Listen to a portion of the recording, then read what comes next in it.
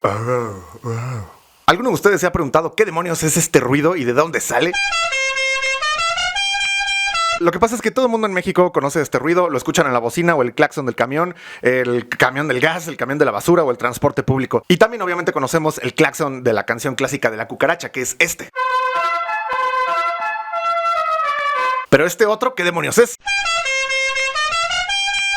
Y de hecho, pocos sabrán que este sonido está relacionado actualmente al racismo y supremacismo blanco estadounidense y asociado a ámbitos que rechazan tanto al afroestadounidense como sienten asco por los mexicanos. Pero ¿por qué demonios? Ese sonido tan característico de las calles de México se trata de las 12 primeras notas del inicio de la canción Dixie's Land, atribuida al compositor Daniel Decatur Emmett.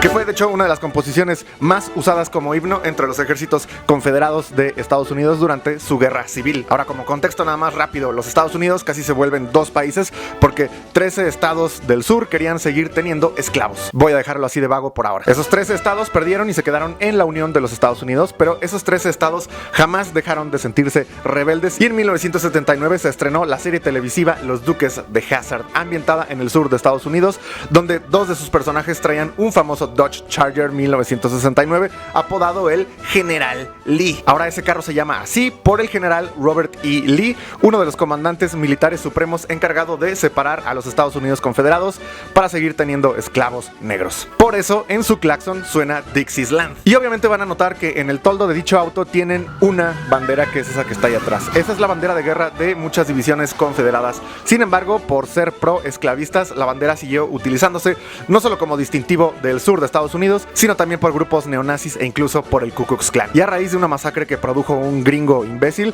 donde terminó con la vida de 9 afrogringos, acribillándolos con un rifle de asalto en una iglesia, esta bandera de guerra entró en un problema porque el tirador estaba utilizando parches de esta bandera mientras hacía una declaración de supremacismo blanco con su tiroteo. Por lo que obviamente hubo una movilización para quitar monumentos militares confederados como estatuas del propio Robert E. Lee, e incluso el estado de Mississippi rediseñó su bandera, puesto que contenía la bandera de guerra dentro de su composición. Ojo que no se confunda, porque si bien esta bandera es de los ejércitos confederados, la bandera confederada o de lo que van a ser los nuevos Estados Unidos confederados si es que ganaban la guerra es esta, mientras que esta otra perteneció a regimientos militares. Ahora, algunos de nosotros nos enteramos de esta bandera y su historia hace varias décadas debido al uso que algunas bandas de metal, como es el caso de Pantera, utilizaban.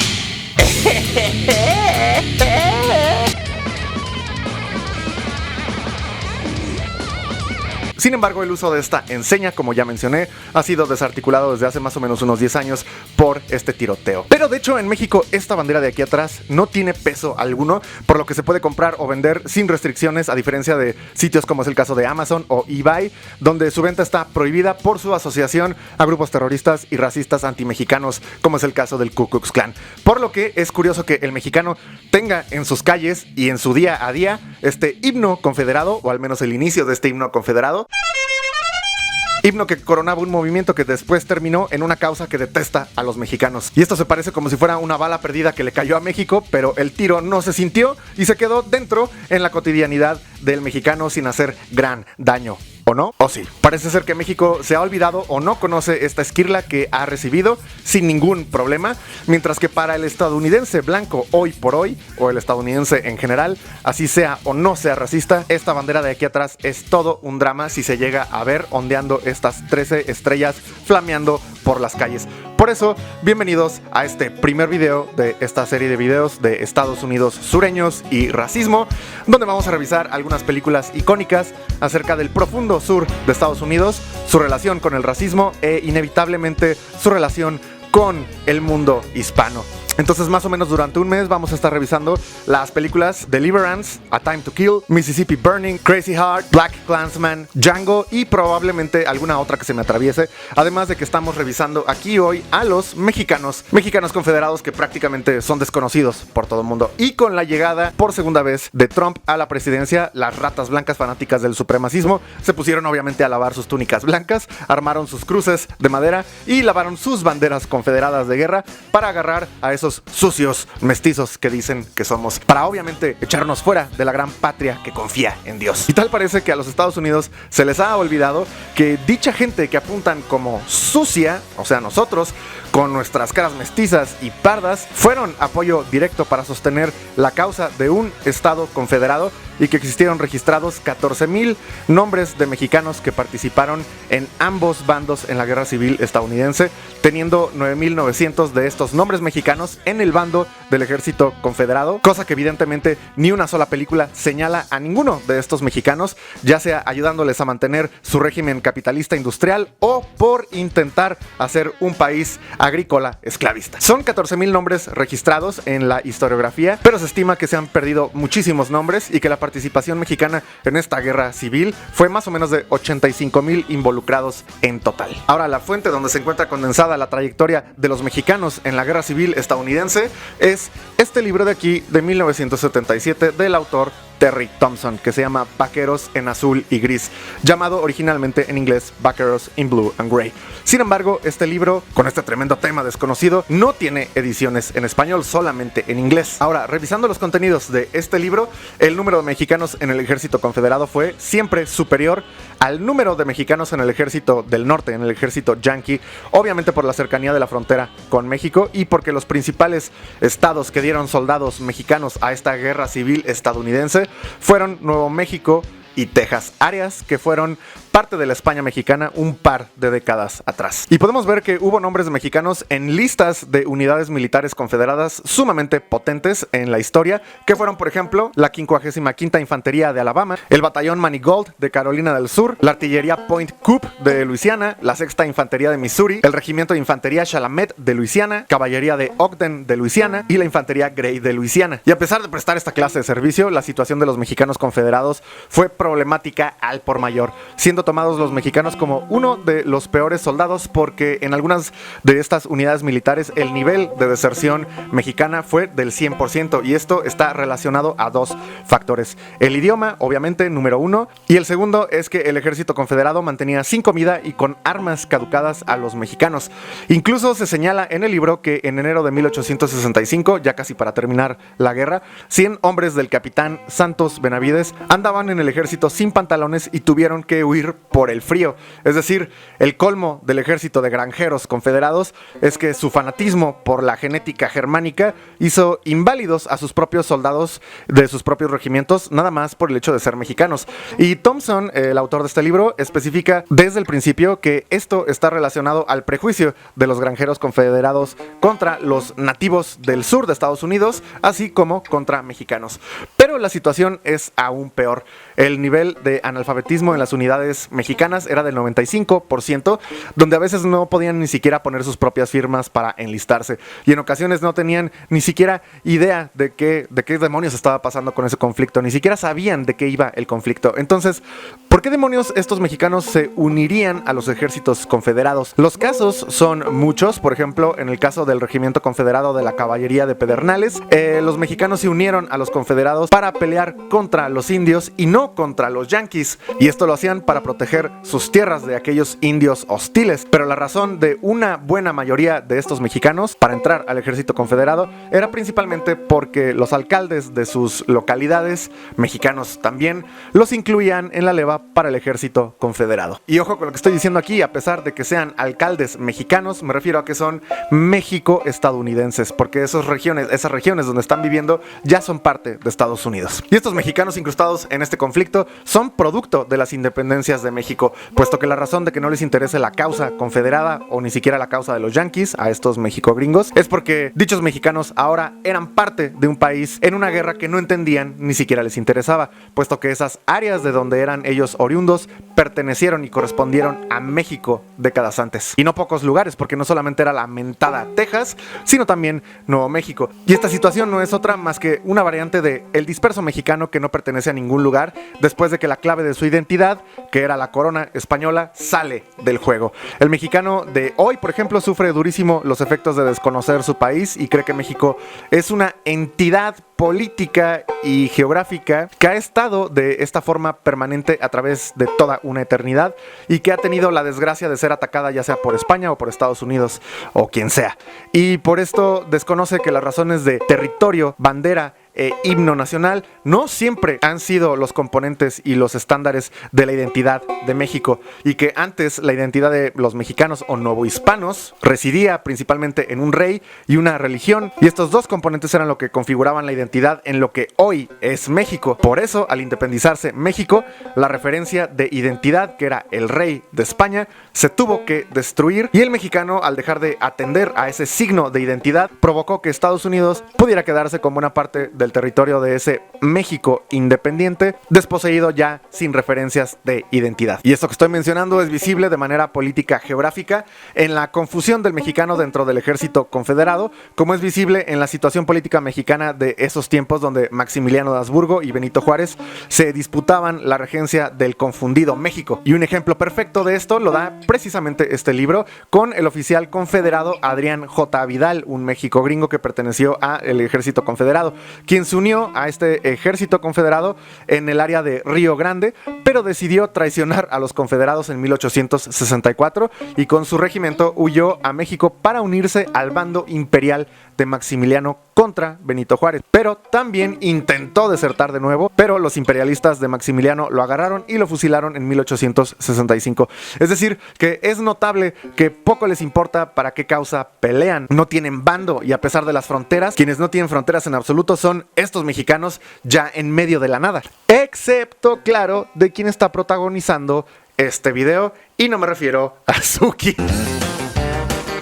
Me refiero al coronel confederado mexicano Santos Benavides, uno de los mejores ases bajo la manga del ejército confederado en la frontera con México. Y la curiosa historia de este coronel radica en que le tocó vivir bajo 5 banderas. De hecho, primero nació en Texas cuando era parte de México, después esta región se hizo la República de Río Grande, después se hizo la República Independiente de Texas, después los Estados Unidos Confederados, y por último quedó en la Unión de Estados Unidos de América, que es la que queda hasta hoy. Y Benavides, claro, termina uniéndose al ejército confederado porque Texas organiza la Convención Secesionista celebrada en Austin, Texas, en enero de 1861, donde los votos por la secesión fueron de 46.129 a favor, en contra de 14.697, donde Texas termina uniéndose a la Confederación, que de hecho fue apoyada por los tejanos de ascendencia mexicana. Y en abril de 1861, Benavides reunió 60 hombres a su cargo y solicitó prestar su servicio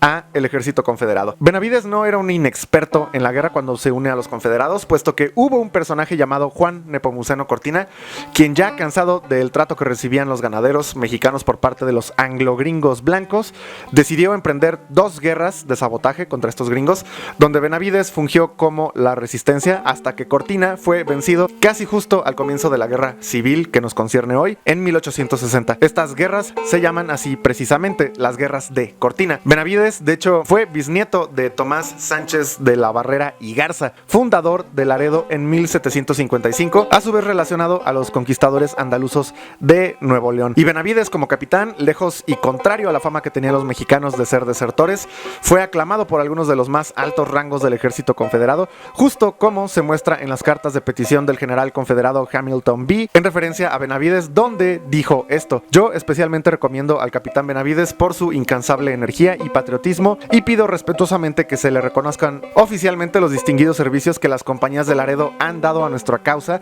de la mano de los capitanes Refugio y Cristóbal Benavides, ambos mexicanos, como su hermano, el capitán Santos Benavides. 11 de septiembre de 1863. Es decir, que se empieza a considerar a Santos Benavides como un patriota de los nuevos Estados Unidos Confederados. Y repito, que es que todas las compañías militares que maneja Benavides son todas de soldados mexicanos. Asimismo, Benavides tenía el reconocimiento y aprecio de otros oficiales confederados de origen extranjero, como es el caso del danés estadounidense Charles Lovenskoil, quien se dirigió a él en enero de 1862 en una carta a Benavides diciéndole: puedo dar testimonio de la eficiencia de sus servicios contra los bandidos de Juan Nepomuceno Cortina en el condado de Zapata, y habiendo estado en compañía de sus paisanos, me doy cuenta de su sobriedad y buen comportamiento. Ahora, por dicha astucia, el capitán Benavides fue ascendido a coronel en noviembre de 1863 para poder seguir reclutando más ampliamente, consiguiendo impresionar, de hecho, al general confederado John Bankhead Magruder, porque Benavides y sus compañías militares de mexicanos no dejaron la lealtad a la Confederación, a pesar de que no se les había hecho pago alguno por 6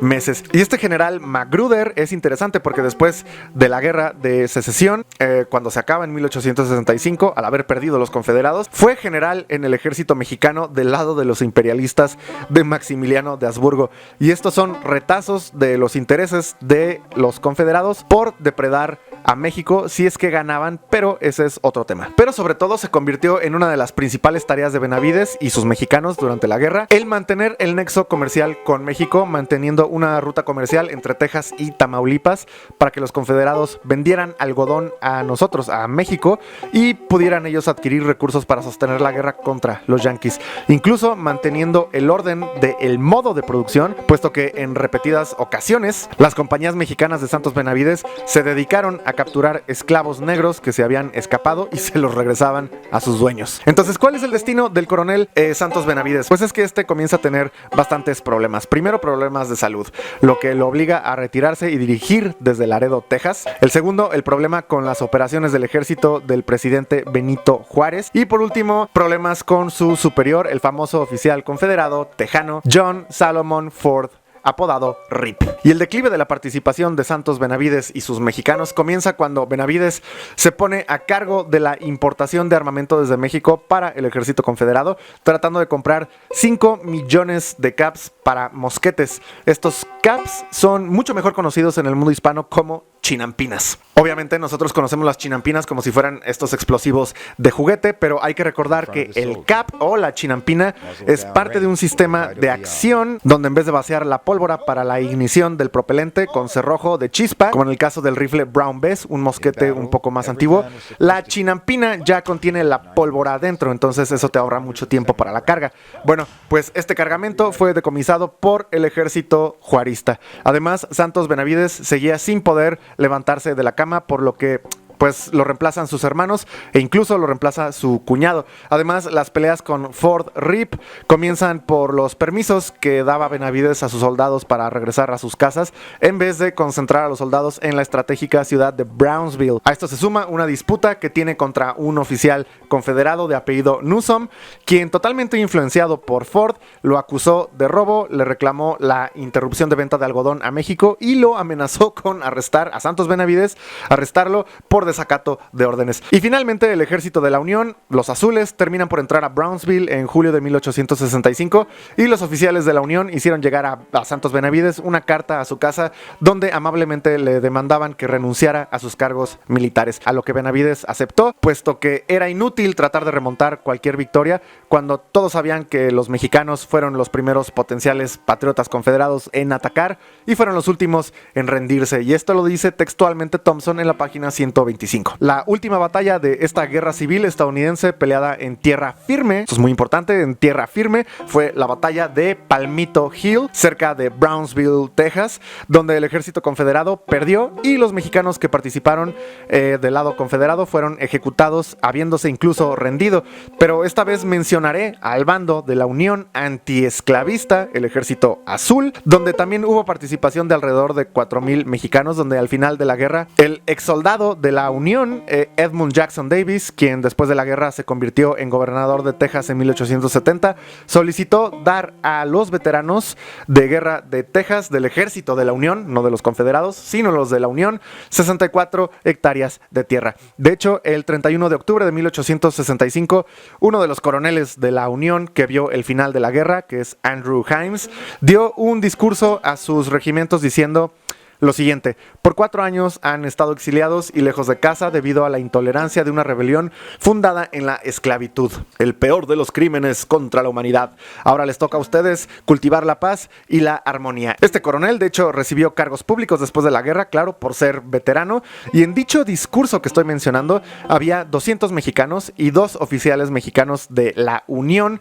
los tenientes John Cuellar y Eugenio Guzmán. Sin embargo, ninguno de los oficiales ni soldados mexicanos mexicanos en estos regimientos de la Unión antiesclavista recibieron tierras ni beneficios, y todos los mexicanos y mexicogringos en el ejército antirracista antiesclavista de la Unión con uniforme azul siguieron viviendo en condiciones precarias, en la pobreza y suprimidos por el gobierno al que le ayudaron a ganar contra el ejército confederado. Este es el honor totalmente parcial que mostró Estados Unidos para con sus veteranos. No hablemos ya de cómo se le vería a un rebelde confederado mexicano después de la guerra, si de por sí los blancos rebeldes fueron incluso también despreciados. Y hablando del poco honor estadounidense, cabe recordar las palabras del diplomático estadounidense más importante para las relaciones diplomáticas entre Estados Unidos y el México recién independizado, y me refiero a Joel Poinsett, quien es en toda medida el representante de la forma de hacer política estadounidense, puesto que en 1823, en una carta a un primo suyo, dijo sin más ni más lo siguiente: